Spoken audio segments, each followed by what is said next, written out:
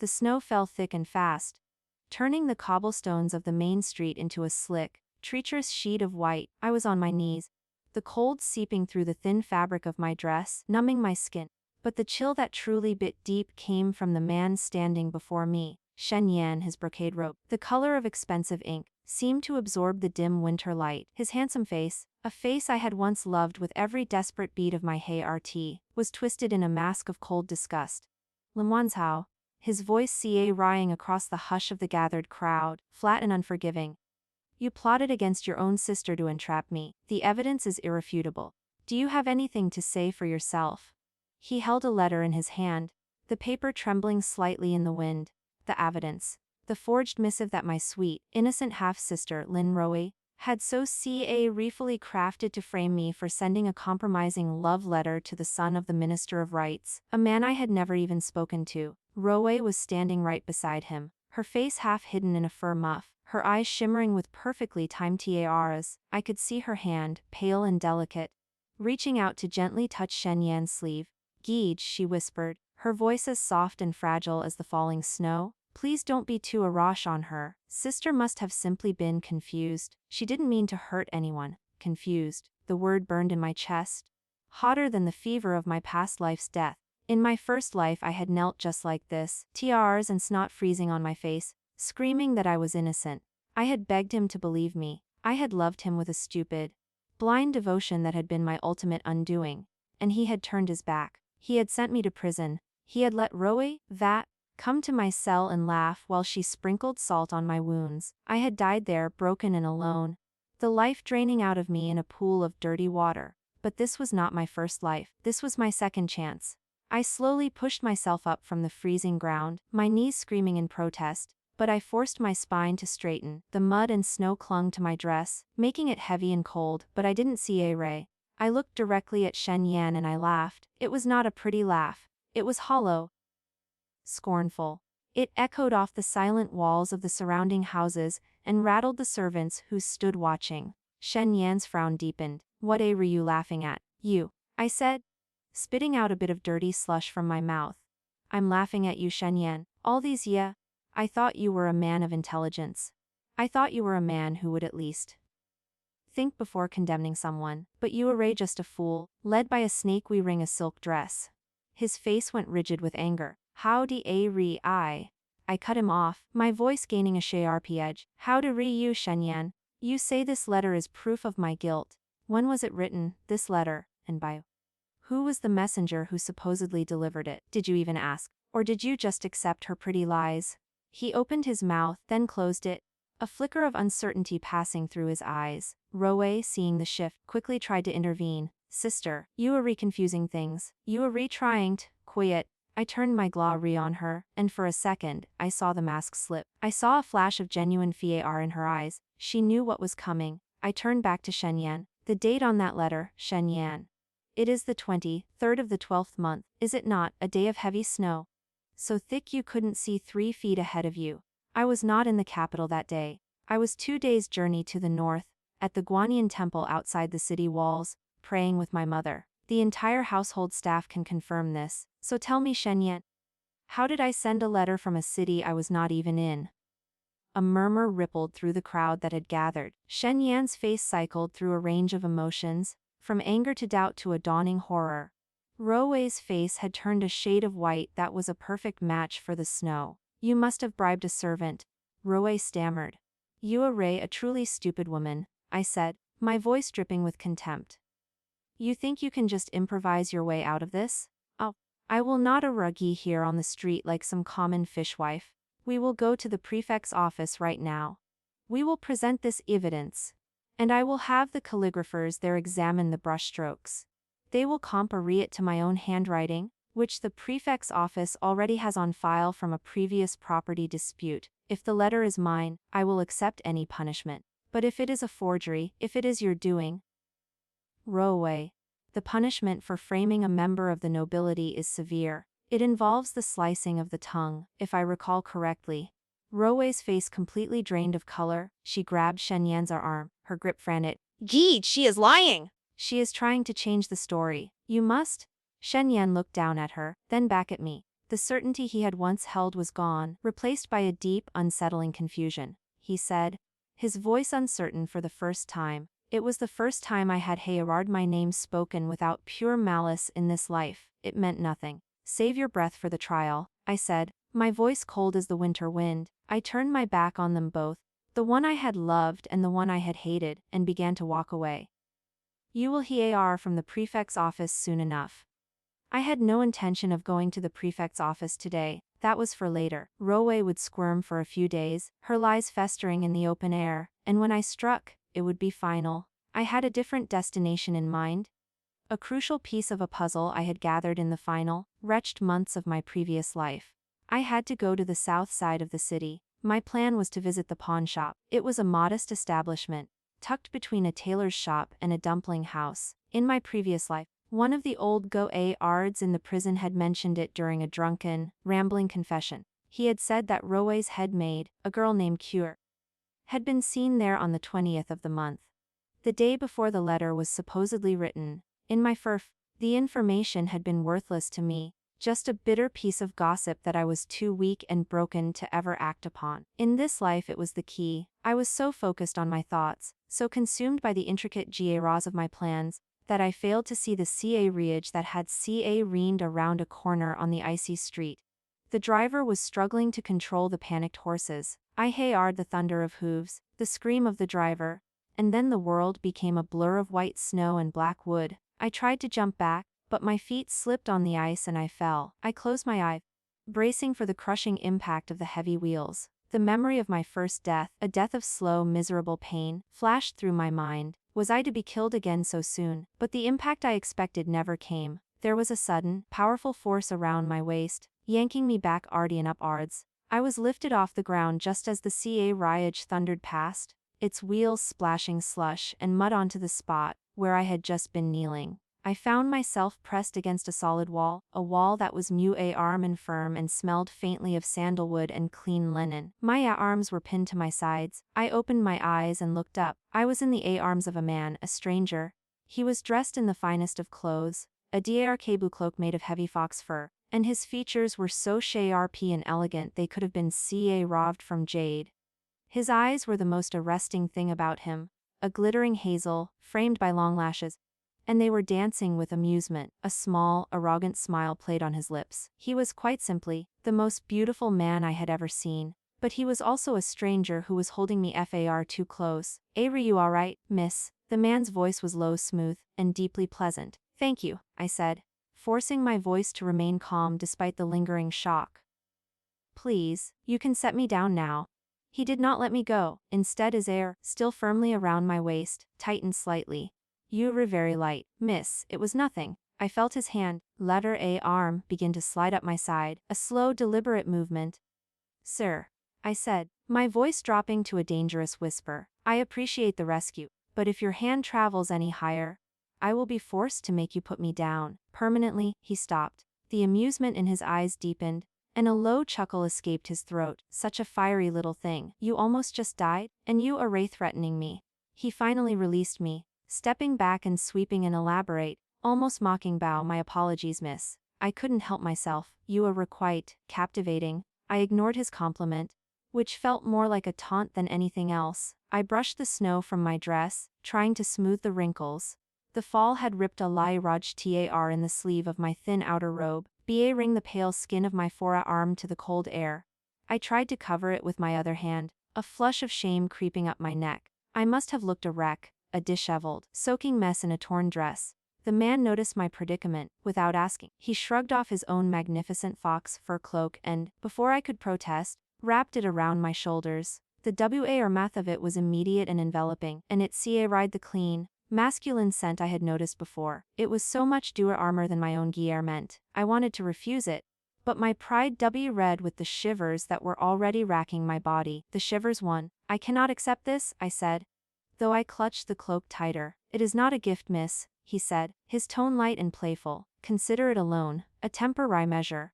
A gentleman cannot stand idly by while a woman who has just been thrown in the snow by her own betrothed is left to freeze." He paused, his eyes narrowing with keen interest. "And a woman like you, with fire in her eyes and ice in her Is Clea Raleigh going to be avenged? You will need your strength for that, will you not? My breath caught. He had seen everything. He had been watching the confrontation. The man's smile widened, the arrogance in his eyes becoming a challenge. I asked, my voice wry. My name is Xiao Changyu, he said, offering the name with an air of finality, as if it was a title that should command instant recognition. If you need a sword or a shield, miss, you need only come to the Xiao mansion on the eastern side of the city. I am always there, Changyu. The name resonated within me. I had heard it before in my first life. He was a rising star in the court, a notorious and ruthless official with a reputation for being sharp as a blade and twice as dangerous. He was a frequent adversary of Shenyan's political faction. In my previous life, he had been a distant figure of power, someone I was merely wary of. Now, he was here, his arm still close to mine, offering his help. I have no need of swords or shields, I said, lifting my chin. I have need only of justice, but I will remember this. I am in your debt. He bowed again, the movement as elegant as the smile on his face. Good, I look forward to collecting. Miss, I will see you again. I didn't tell him he had gotten my name right, that he was Clea Raleigh, more informed than he let on. I just nodded, turned, and walked away, his luxurious cloak wrapped around my small frame. I felt his gaze on my back the entire time I walked down the street. The snow began to fall rawer, obscuring the world in a veil of white. I finally reached the quiet street where the pawn shop was located, and I ducked into the Nene Row alley across from it, using Xiao Changyu's cloak as a shelter. The snow was a blessing, it kept people indoors, and then I saw her. A short, nervous figure in a blue servant's coat. Here she emerged from the pawn shop, clutching a small pouch to her chest. She looked around, as skittish as a ski-red mouse. She was about to duck into the alley, the same alley I was in. I waited until she was just a few steps away. Then, I stepped out from behind a stack of crates, and placed my hand firmly on her shoulder. I said, my voice soft. What a coincidence, I was just thinking about you. She spun around, her face going white as a ghost. She saw and her soul seemed to leave her body. She dropped the pouch she was holding, and a collection of silver coins spilled into the snow. La, she stammered. It's okay, Kier, I said with a smile, though I knew my smile was colder than the falling snow. I just want to ask you a question. About what you did here on the 20th of the month. Don't be nervous, just tell me the truth. She trembled, her eyes rotting left and right, looking for an escape that didn't exist. She knew in that moment that she was caught. Please, she whispered, tears rotting to stream down her face. Please, I didn't want to do it. She made me. Miss Lin Rowe made me do it. The snow continued to fall in thick, silent, muffling the sounds of the city and cloaking the alley in a hushed, secretive gloom. Kier was trembling before me like a leaf in a storm, her face a mask of sheer terror. I kept my hand on her shoulder, not gripping art, but just enough to remind her that she could not flee. Please, miss, she whimpered again, her voice hitching. Miss Lin Rowe made me do it, she threatened me. She said if I didn't do what she said, she would tell my father about my secret. I tilted my head, my expression unreadable. What secret? Kier, she blushed a deep ugly red, looking down at her feet. I have a sweetheart, miss. A merchant's son from the southern district. Miss Rowe found out. She said she would tell my father that I had been seeing him in secret, that I had dishonored the family. My father would have beaten me, he would have. I couldn't, so she forced you, I said, my voice softening almost imperceptibly. She gave you the letter, and told you to take it to the pawnshop to have it forged. The letter that was supposedly from me to the Minister of Right's son, correct? Kier nodded frantically, her tears freezing on her cheeks. Yes, miss, she wrote the letter herself, her own handwriting. She told me to take it to old Chen at the pawnshop. He's a forger, but he's also discreet. She paid him a lot of silver. He made a copy in your handwriting, she said. She said it would destroy you. And then she would become the lady of the Shen household. She promised to reward me, miss. She said I would become her head maid, and I would never have to worry about money again. I looked down at the scattered silver coins in the snow, proof of her betrayal. In my previous life, I had been blind to all of this. I had been so focused on trying to prove my innocence that I had never considered investigating the witnesses. I had accepted my fate, but now. Kier, I need you to do something for me, I said calmly. I need you to go back to the pawn shop, Chen. And I need you to get me the original letter. The one that Miss Rowe wrote with her own hand. Kier's eyes went wide. Miss Lin, he will not give it to me. He is a very cautious man. He has no reason to trust me, I smiled. A thin, sharp smile that did not reach my eyes. Then we will not ask. We will take it. You will lead me into his back room and I will take it myself. Then you will go home. You will tell Miss Rowe that you did exactly what she asked. And you will say nothing more about this conversation to anyone. I will make sure your secret is not just told to your father, but to the entire city. Do you understand me, Kier? The color drained from her face again. She nodded a jerky, desperate motion. Yes, miss. I understand. The pawnshop was a dark, cluttered cave of a place. It smelled of old wood, dust and rust. Old Chen was a thin, rat-faced man with beady eyes and a nervous twitch. He was sitting behind a high counter, polishing a silver bracelet. Kier led me through a side door, past shelves stacked with forgotten jewelry and tarnished trinkets, and into the back room. Miss Rowe's letter, I said, my voice low and commanding. The original, give it to me. Old Chen's face paled. I don't know what you're talking about, miss. I don't keep records of my customers' business. I pulled out a small leather pouch that I had stolen from my father's study, before I left the house. It was filled with silver, a significant portion of my mother's small savings. I tossed it onto the table. There is enough silver here to pay for a year's worth of rent on this shop. Old Chen. And there is also enough reputation here for you to lose all of it. I will not ask you again. The original letter, or I will have the magistrate's office here so fast your head will spin. Old Chen looked at the pouch, then at my face, then back at the pouch. His greedy fingers reached out and snatched it off the table. He scurried to a locked chest in the corner, produced a key from his pocket, and pulled out a folded piece of paper. He handed it to me with a trembling hand. Here, miss, please don't tell anyone. I unfolded the paper. It was exactly what I had expected. Rowe's elegant, practiced handwriting, spelling out a passionate, compromising confession to the Minister of Right's son, full of language designed to ruin my reputation. It was dated the 20th of the 12th month. It was her own hand, it was proof. I folded it carefully and tucked it into the inner pocket of my robes, the one close to my chest. Thank you, I said. And I walked out of the pawnshop with Kier trailing behind me. The snow was still falling, but the sky was getting dark. The lanterns along the main street were being lit, casting pools of orange light onto the white ground. I felt a quiet, fierce joy in my chest. I had the first piece of my revenge. The next piece would come at the Shen family's banquet. The next few days were a flurry of preparation. My mother was still sick, her health slowly failing from the stress of the whole ordeal. I moved her to a smaller, warmer room in the inner courtyard and brought in a trusted physician. I brought her arm soup and told her calming stories. But I could not bring myself to tell her the full extent of my plans. She was too fragile, too gentle. She would have worried herself sick again. On the morning of the banquet, I dressed seriously. I chose a dress of the palest blue silk, embroidered with silver butterflies that caught the light. I wore my mother's jade hairpin, the one she had saved for my wedding. I did not dress to compete with Rowe. I dressed to be unforgettable. When I arrived at the Shen estate, the courtyard was already full of nobles and officials, all exchanging polite hollow pleasantries. I saw Shen Yan near the main hall, his face drawn and pale. He was deep in conversation with another official, but his eyes kept drifting towards the gate, reaching for someone. When he saw me, his face flickered with an emotion I could not quite name, surprise or guilt. He stewarded towards me, but I pointedly ignored him and moved further into the garden. Rowe was radiant in a dress of deep crimson silk, her hair piled high on her head and studded with gold and pierrons. She was surrounded by a cluster of well-wishers, basking in their compliments like a cat in the sun. When she saw me, her smile tightened. She excused herself and approached me. Dar sister. Her voice dripping with false sweetness. What a surprise.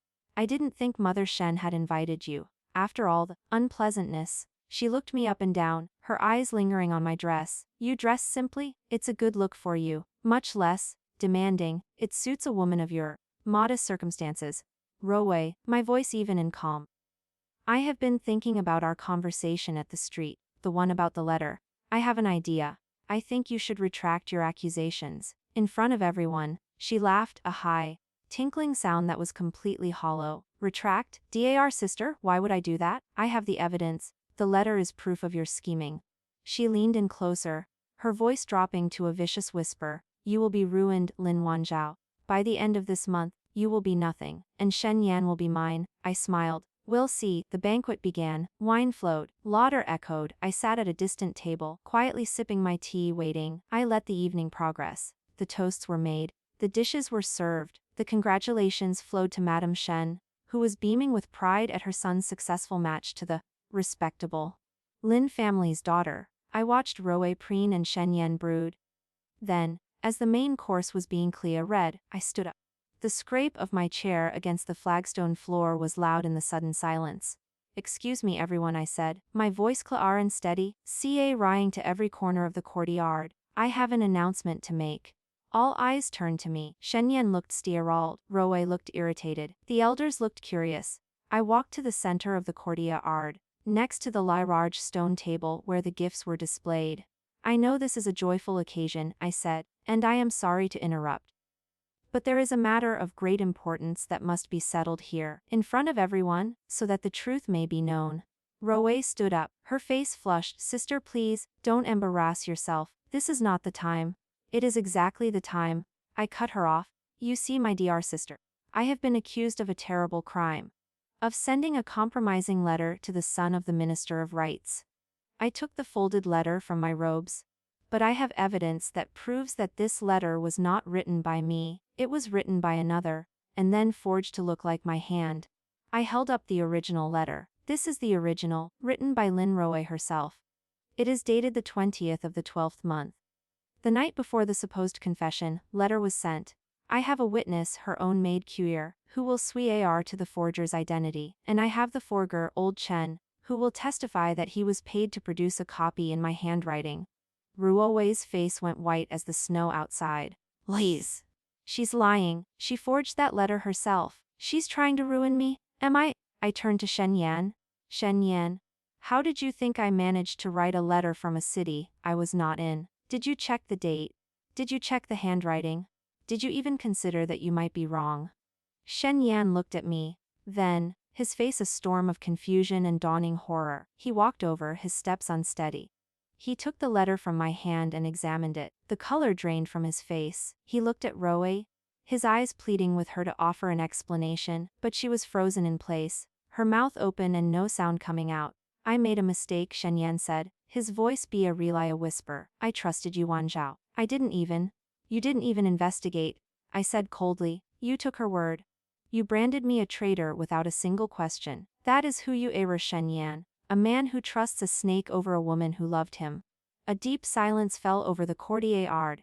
The guests were all staring at the spectacle. The elders were shocked. The officials were murmuring. Rui, realizing her fully constructed world was crumbling around her, let out a desperate sob and collapsed to her knees. Wan, Geej, please, she begged, tears streaming down her face. She's lying to you. She's been plotting against me from the Stie Rock. She wants to steal you away from me. Shen Yan looked at her, then back at me. I saw the tears forming in his eyes. He knelt down and took her hand. He whispered, I believed you above all others, and you used it to destroy her. He dropped her hand and stood up, backing away from her as if she were a viper.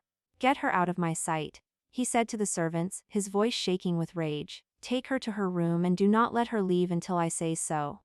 He turned to me, his eyes red-rimmed. Wanzhao, I am sorry, I cannot. Save your apologies, I said, cutting him off sharply. I do not want them. I felt a hand on my shoulder. I turned and saw Xiao Changyu, his face alight with joyous amusement. He was looking at Shen Yan with undisguised contempt. Lin Wanzhao, his voice dripping with sarcastic approval. You truly are the most entertaining woman I have ever met. This is not entertainment, I said stiffly. This is justice. He chuckled. Justice and entertainment are often the same thing. My dar, especially when it is so well executed. He stepped in front of me, blocking Shen Yan's view. And now Shen Yan, if you will excuse us, I believe I owe this young lady a debt of gratitude. She has made tonight most unforgettable. He took my arm and led me away from the crowd. I allowed it, I was too tired to protest. The night was cold, and the exhilaration of the moment was wearing off. I just wanted to go home. We walked through the courtyard, past the shocked and staring guests, and out into the street. The snow had stopped falling, and the sky was clear, the stars glittering like ice chips. Xiao Changyu kept my arm firmly in his. You have what you wanted? He said softly. Her reputation is ruined. She will never marry Shenyan now. He is trapped in a union with a woman who tried to destroy his favorite. It is not over, I said, my voice quiet and fierce. This is only the beginning. I want to see her suffer. I want to see her pay for every tear she made my mother cry. I want her to feel the cold of the prison floor, to taste the salt of her own despair. I will have her in chains before the year is out. Xiao Chengyu stopped walking. He turned me to face him, his face inches from mine. His expression was unreadable. You are not just a woman of fire, he said, his voice a low husky whisper. You are a woman of steel. I have never met anyone like you. And then, before I could say a word, he leaned down and kissed me. His lips were warm and firm. The kiss was not gentle. It was acclaiming, a statement of intent, and for a moment, my mind went blank. I could not think. I could only feel the heat of his lips on mine, the pressure of his hand on my back, pulling me close. His scent of sandalwood and cold air filled my senses. I should have pushed him away. But I did not. When he finally broke the kiss, his forehead was pressed against mine, his eyes dark. Lin Wanzhao, he murmured. You are mine. The kiss burned on my lips long after Xiao Chengyu had released me. I stood there in the snow, my heart hammering against my ribs, my mind a whirlwind of confusion and something else, something I refused to name. He was watching me with those glittering eyes, a lazy smile playing on his lips, as if he had just done something perfectly natural. You are mine, he had said, the arrogance of it, the sheer, breathtaking audacity. I took a step back, creating distance between us. You have no claim on me, Xiao Chengyu. That kiss was inappropriate, was it? He tilted his head, the amusement in his eyes deepening. You did not push me away. You did not slap me. In fact, I would say you rather enjoyed it. My cheeks flushed, and I was grateful for the rockness that hid the color. You are insufferable. So I have been told. He stepped closer again, and this time I did not retreat. I held my ground, lifting my chin to meet his gaze. But I am also useful, and you Lin Wanzhao, a real woman who needs useful people. You have struck the first blow tonight, but the duel is far from over. Your sister will not go quietly. She will plot, she will scheme. And Shen Yan, for all his newfound remorse, is still a weak man. He will be easily manipulated by her TARs. I knew he was right. Roe had been humiliated tonight, but she was not defeated. She would crawl back to Shen Yan, weeping and begging, and he would forgive her. He was that kind of fool. I had loved him once, and I knew every flaw in his character. What do you propose? I asked. He smiled a slow, predatory smile. I propose that you let me help you. I have resources you do not. I have connections you lack. I can give you the sword you need to finish this properly. And what do you want in return? I asked flatly. No man does anything for nothing. He laughed. A low, rich sound that echoed in the empty street. You are sosus, but you are also correct. I do want something in return. He reached out and brushed a strand of hair from my face, his fingers lingering on my cheek. I want you Lin Wanzhao not as a conquest, not as a trophy but as a Pierretner. I have been looking for someone like you my entire life, someone who burns as brightly as I do. I stared at him, watching his face for any sign of deception. I found none. He was sincere, in his own infuriating way, but I was not ready to trust him. Not yet. I will think about your offer, I said finally, but I will not be rushed, and I will not be owned. If we are to work together, it will be as equals. Or not at all, the movement fluid and elegant. As you wish. My lady, I would not have it any other way. He escorted me home in his carriage, a magnificent black lacquered thing pulled by two matching black horses. He said nothing during the ride, but his presence filled the space, arm and commanding. When we arrived at the Lin mansion, he helped me down from the carriage and pressed a small, folded piece of paper into my hand. My private address, he said. If you need me, send word, day or night. I nodded, tucking the paper into my sleeve. Good night. Good night, Lin Wanzhao. I watched his carriage disappear into the darkness before I turned and entered the mansion. The house was quiet, the servants having long since retired. I made my way to my mother's room, but she was already asleep, her face peaceful in the dim candlelight. I sat by her bedside for a long time, watching her breathe.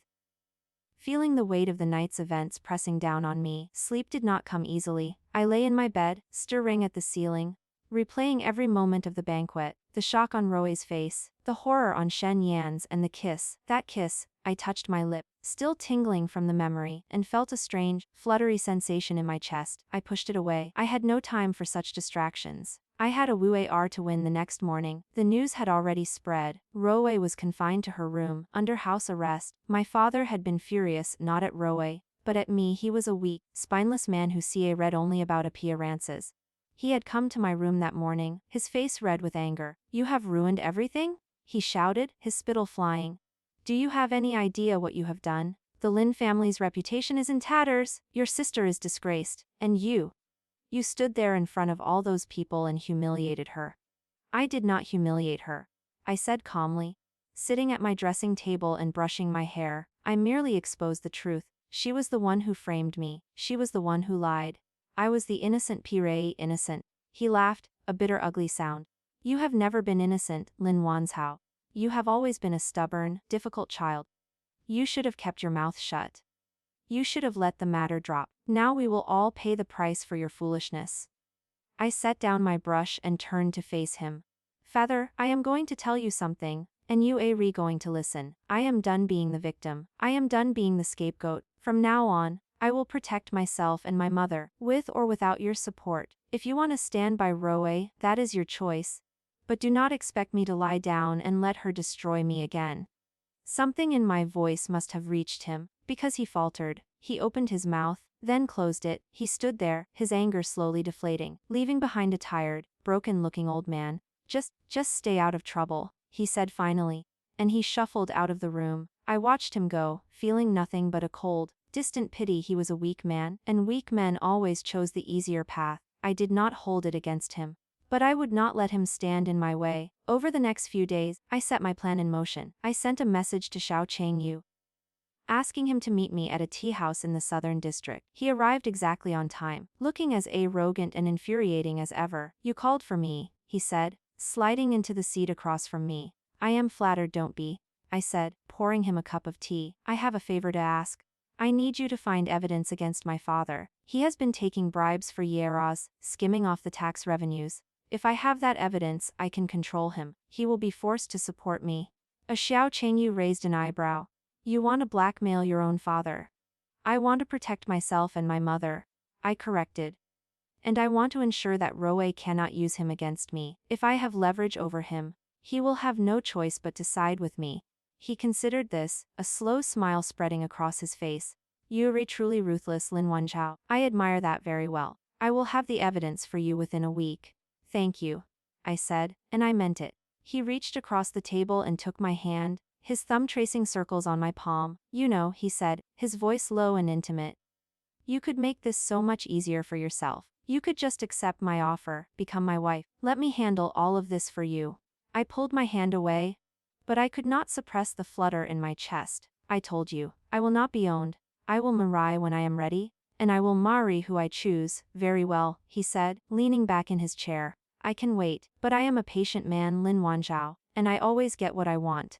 The week passed quickly. I visited my mother every day, bringing her small gifts and telling her stories. Her health improved slowly, the color returning to her cheeks. She asked about the banquet, and I told her a sanitized version of events, leaving out the most dramatic moments. She did not need to worry, she needed to heal. On the 7th day, Xiao Changyu delivered the evidence, a stack of documents neatly bound, detailing my father's years of corruption. I read through them carefully, my heart growing colder with each page. He had been taking bribes from local merchants, underreporting his income, and embezzling funds meant for the army.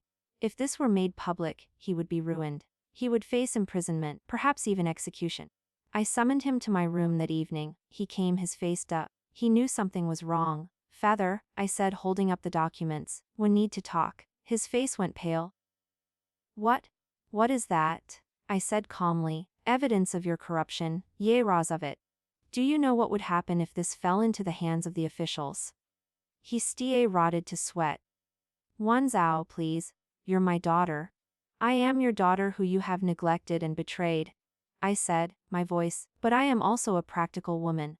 I am willing to make a deal with you. From now on, you will support me. You will publicly disown Roe. You will give my mother her rightful place as the head of the household, and you will never, ever question my decisions again. Do this, and these documents will never see the light of day. Refuse, and I will destroy you. He stared at me, his mouth hanging open.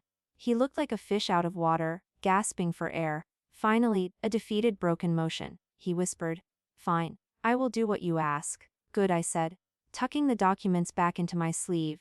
"I am glad we could come to an understanding." He left the room, his shoulders slumped, looking older than I had ever seen him. I did not feel triumphant, I felt tired, but I also felt free. I had taken control of my life. I had turned the tables on those who had wronged me, and I was just getting started. That night, I dreamed of fire, flames licking at the walls of Roe's room, crackling and consuming everything in their path. I woke up gasping, my heart racing. It was just a dream, I told myself. But I could not shake the feeling that it was a premonition. Something was coming.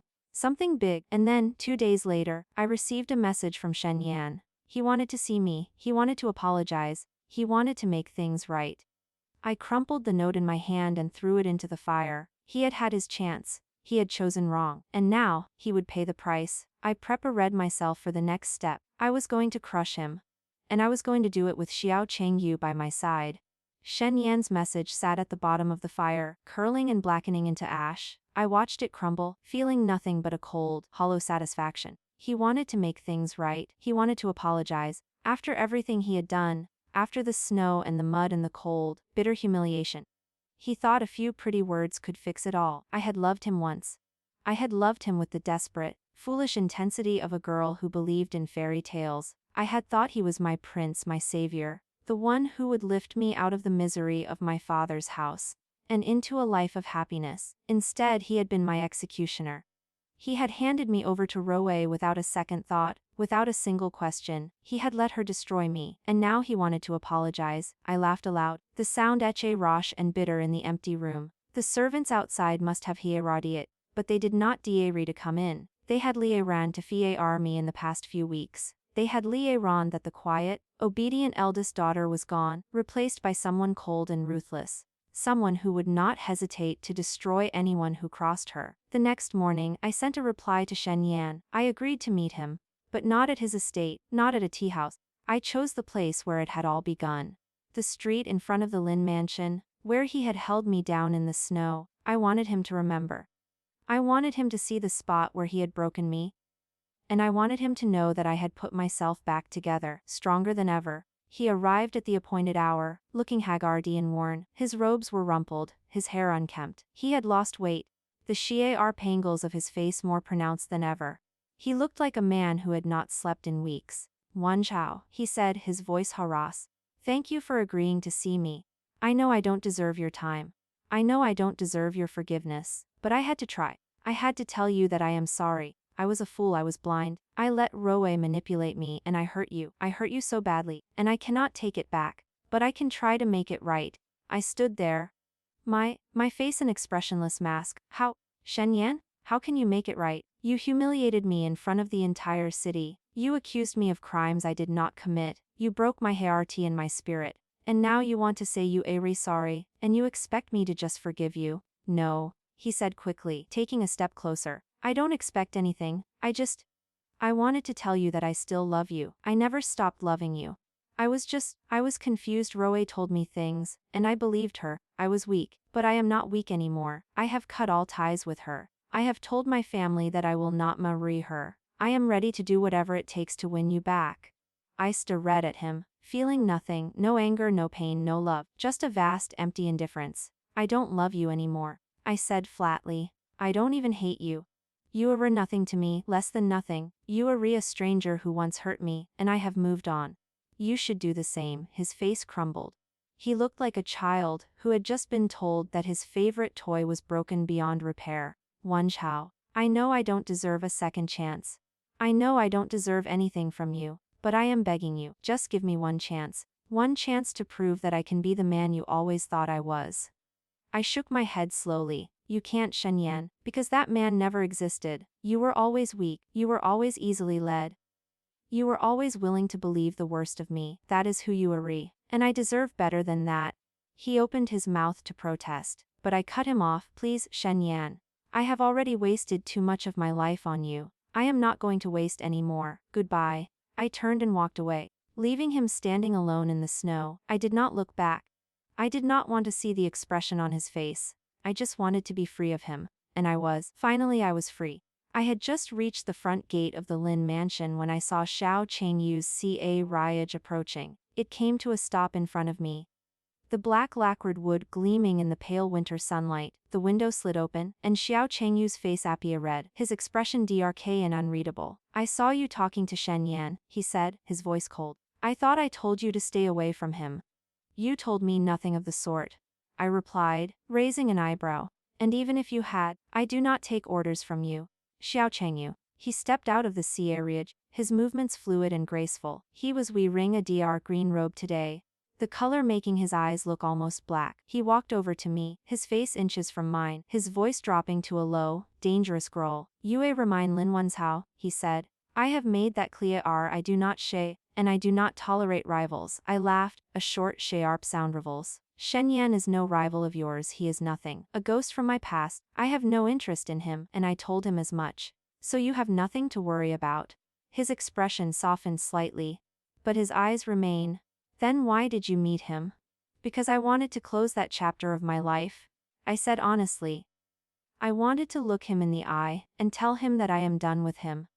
It is over. Xiao Changyu studied me for a long moment, his gaze reaching my face for any sign of deception. Apparently satisfied with what he found, he nodded slowly. He said, I believe you. You have no reason not to. I said, stepping past him towards the carriage. Now, are you going to take me to that tea house you promised, or are we going to stand here in the cold all day? He laughed, the tension finally breaking. Always so demanding. He offered me his arm. Allow me to escort you. We spent the afternoon at the tea house, drinking jasmine tea and discussing our plans. Xiao Changyu had been busy. He had gathered evidence against Shen Yan's father, a high-ranking official who had been embezzling funds from the military. The evidence was damning. Detailed records of bribes and kickbacks that stretched back years. If it were made public, Shen Yan's entire family would be destroyed. This is what you wanted? Xiao Changyu said, sliding the papers across the table to me. Complete and utter destruction. I looked at the papers, my mind. It was everything I had wanted, everything I had dreamed of. But now that it was in front of me, I felt a flicker of hesitation. Shen Yan had wronged me, but his father was not entirely to blame. His father had been a distant, absent figure, more concerned with his own power than with his son's happiness. Would it be fair to destroy him for Shen Yan's sins? I pushed the thought aside. Fairness had no place in this world. Survival was the only thing that mattered. Yes, I said firmly, this is what I wanted. But I will not be the one to release it. You will. You are a high official. You have the power and the authority to present this evidence to the emperor. If I did it, it would look like petty revenge. If you do it, it will look like justice. Xiao Changyu smiled, a slow approving smile. You are even more clever than I thought. Very well. I will present the evidence tomorrow. By the end of the week, Shen Yan's father will be under investigation, and Shen Yan himself will be ruined by association. And Roe? I asked. My voice owl. What about her, your sister? He leaned back in his chair, steepling his fingers. She has been confined to her room for weeks now, but she has been busy. She is still in contact with some of her friends in the palace. She is trying to find a way to clear her name and regain her standing. She thinks she can still win Shen Yan back. She has no idea that he has already written her off. I smiled, a thin shay. Then we need to make sure she cannot rise again. I want her sent away, somewhere she cannot cause trouble. Perhaps. Or a remote estate in the countryside, somewhere she can live out her days in obscurity. Xiao Changyu raised an eyebrow. You want to banish her. I want to neutralize her. I corrected, she is dangerous. She will keep plotting until she finds a way to destroy me. I need her to be powerless. He considered this for a moment, then nodded. I can arrange that, a convent in the mountains. She will not be allowed to leave. She will have no contact with the outside world. She will be forgotten. Perfect, I said. The days that followed were a blur of activity. Xiao Changyu presented the evidence against Shen Yan's father, and the imperial court erupted in scandal. The official was arrested and thrown into prison, his assets frozen, his family disgraced. Shen Yan was stripped of his position and his title. He was left with nothing but the clothes on his back. I heard that he had tried to contact me again, begging for another chance. I ignored his letters. I had no more time for him. Roe was sent to the convent as planned. I did not go to see her off. I did not want to give her the satisfaction of seeing my face. But I heard from the servants that she had screamed and cried and fought the goards, demanding to see my father, demanding to see Shen Yan. No one came to her rescue. She was alone, abandoned by everyone she had used and betrayed. My mother, on the other hand, was thriving. With Roe gone and my father cowed, she had finally taken her rightful place as the head of the household.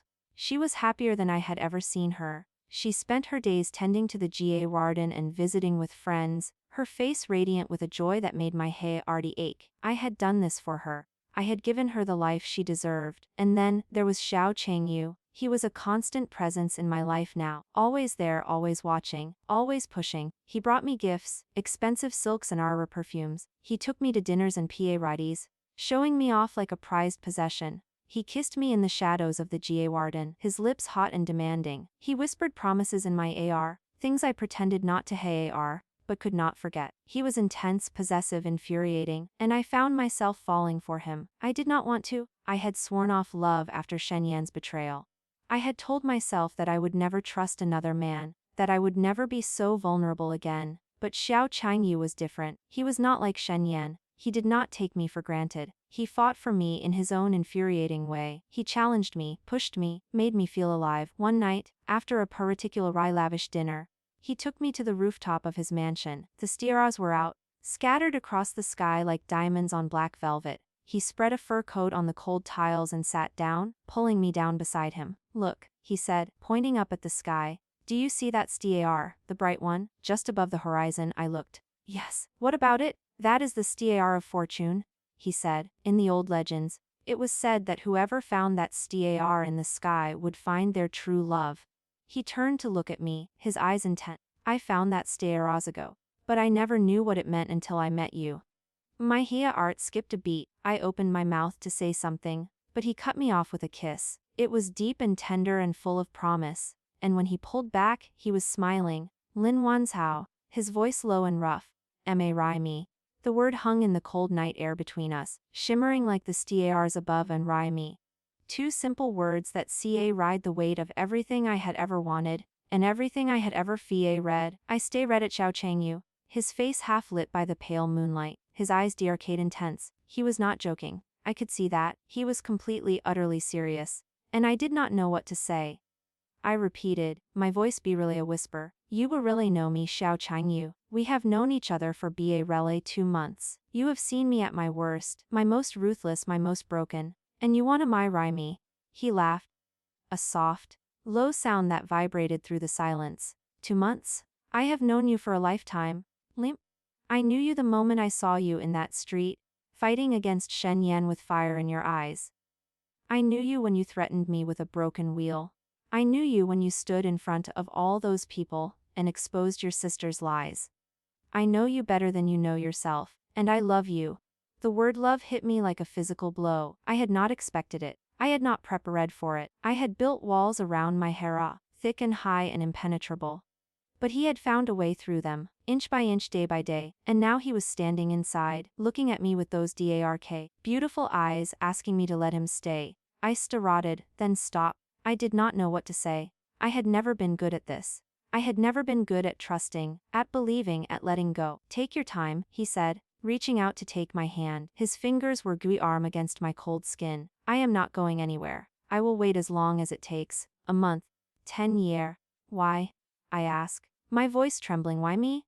There are 100 women in this city who would throw themselves at your feet. Why choose the one who is broken and bitter and full of anger? He smiled. A slow, tender smile that made my heart ache. Because you were not broken, Lin Wanzhao. You were strong and were fierce. You are the most alive person I have ever met, and I want to spend the rest of my life watching you burn. I felt the TARs prick at my eyes, and I blinked them back furiously. I would not cry, I would not show weakness. But he saw it, he saw everything. Come here, he said, pulling me into his arms. I went willingly, burying my face in his chest, breathing in the familiar scent of sandalwood and cold air. His arms wrapped around me, strong and steady. And for the first time in a long time, I felt safe. Time, I said, my voice muffled against his robes. I need to think, this is a lot. Take all the time you need, he said, pressing a kiss to the top of my head. I will be here. I stayed in his arms for a long time, watching the stars wheel overhead. When I finally pulled back, my mind was still a whirlwind of confusion, but my heart felt lighter. I was not ready to say yes, but I was not ready to say no either, and that was something. The next few weeks were a strange, in-between time. I continued with my plans, consolidating my power, strengthening my position. My father was completely under my control now, terrified of the documents I held over his head. My mother was flourishing, her health restored and her spirit renewed. I had everything I had ever wanted.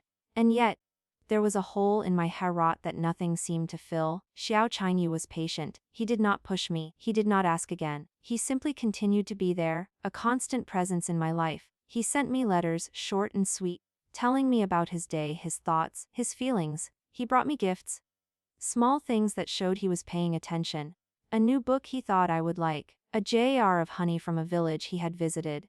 A pressed flower from a garden he had walked through. He was courting me properly and patiently, and it was working. I found myself thinking about him more and more. I found myself looking forward to his letters, his visits, his smile. I found myself missing him when he was not there, and I began to wonder if maybe, just maybe, I was ready to let someone in again. Then, one afternoon, I received a letter that changed everything. It was from the convent where Roy had been sent. The letter was short and to the point. My sister had escaped. She had slipped away in the middle of the night, bribing a guard with the last of her jewelry. She was gone, and no one knew where she had gone. I read the letter twice, my blood running cold. Roy was resourceful, she was clever, and she was desperate. That made her dangerous. I had thought I had neutralized her, but I had been wrong. She was still out there, plotting, scheming, waiting for her chance to strike. I summoned Xiao Changyu immediately. He arrived within the hour, his face dire with concern. He said before I could speak. My sources told me this morning. She has vanished. No one knows where she went. She is coming for me. I said, my voice flat. I know it. She is going to try to destroy me again. She will not stop until she has succeeded. Xiao Changyu took my hands in his grip firm and reassuring. She will not succeed. I will not let her. I will find her, Wanzhao. I will find her and I will make sure she never threatens you again. And if you cannot find her? I asked, my voice wavering. What then? Then I will protect you myself, he said, his eyes burning with intensity. I will never let anyone hurt you again. I swear it on my life. I believed him. I had no reason not to. He had proven himself time and time again. He had stood by me when everyone else had abandoned me. He had helped me destroy my enemies and build a new life for myself.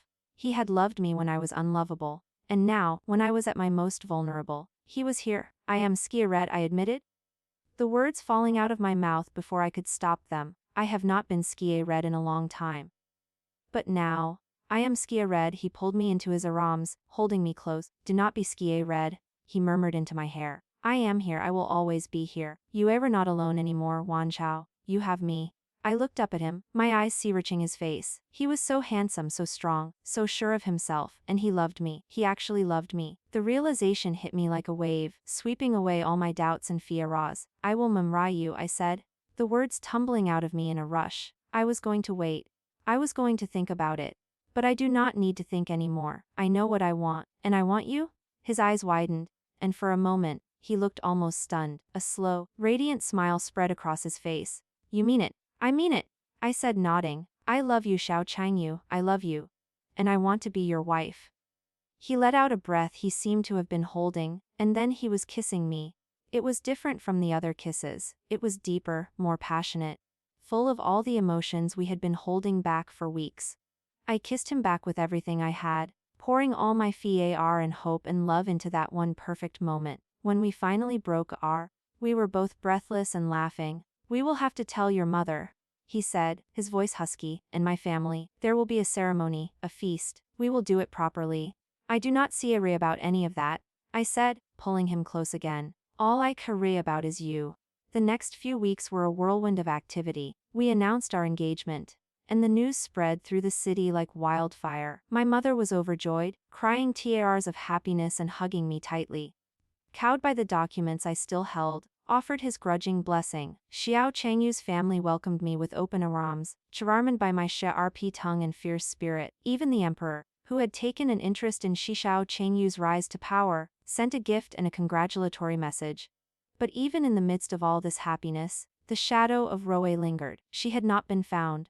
No one knew where she was or what she was planning, and I knew deep in my hair that she would not let me be happy. She would try to ruin my wedding, to humiliate me, to destroy everything I had built. I shared my FRRs with Xiao Changyu, and he took them seriously. He doubled the goards at the Lin mansion. He added extra security to the wedding arrangements. He personally investigated every lead, every rumor, every whisper. But still, there was no sign of her. Maybe she has given up, he said one evening, as we sat together in his study. Maybe she knows she has lost and has gone into hiding. No, I said, shaking my head. She has not given up. She is waiting, she is biding her time, and she will strike when we least expect it.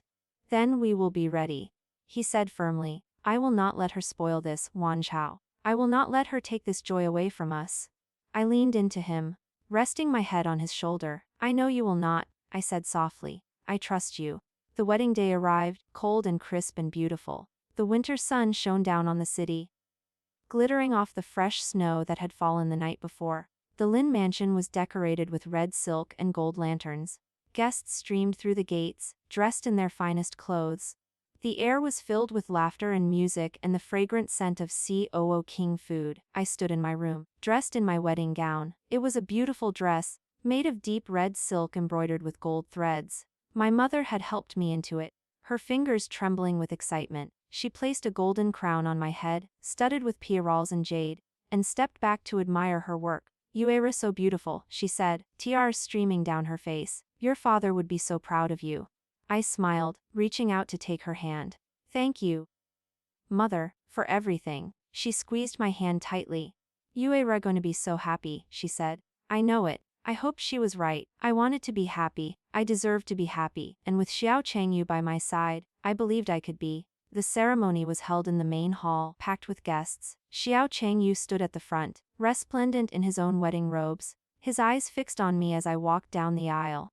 I saw the love in his gaze, the pride, the joy, and I felt my own heart swell with emotion. We exchanged our vows, our voices steady and sure. The official pronounced us man and wife, and the crowd erupted in applause. Xiao Changyu leaned in and kissed me, a soft, tender kiss that promised forever. And for a moment, everything was perfect. Then I heard a voice that I knew all too well. Congratulations, sister. I hope you did not think I would miss your happy day. I turned, and there she was, Roe. She was standing in the doorway, dressed in tattered robes, her hair wild and unkempt. Her eyes were wild too, burning with hatred and desperation. In her hand she held a knife,